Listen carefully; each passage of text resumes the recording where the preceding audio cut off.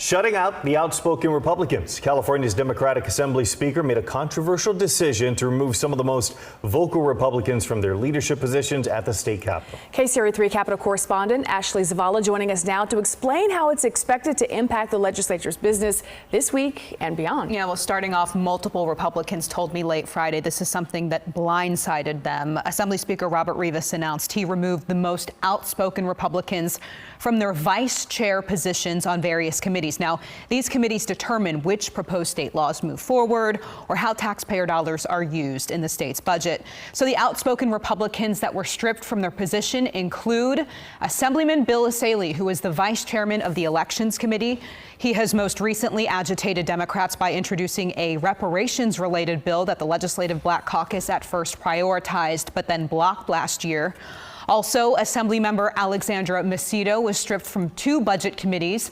She has been a vocal critic of the high-speed rail and recently gained popularity after having a tomato thrown at her when President Trump's administration announced the investigation into the use of federal funds for the project.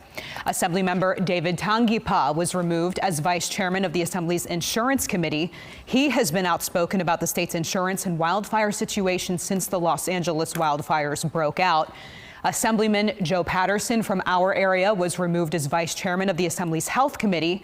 He most recently spoke out about the Democratic-led legislature's use of non-disclosure agreements in the policymaking process.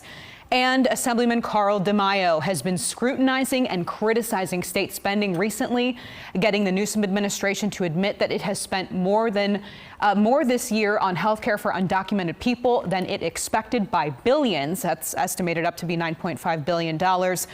Republicans will still serve on those committees and hold vice chair positions, but they will be less outspoken, more moderate Republicans. But again, these roles have been stripped by the outspoken members you see on your screen here. They will still serve on some committees, but just not very high profile ones.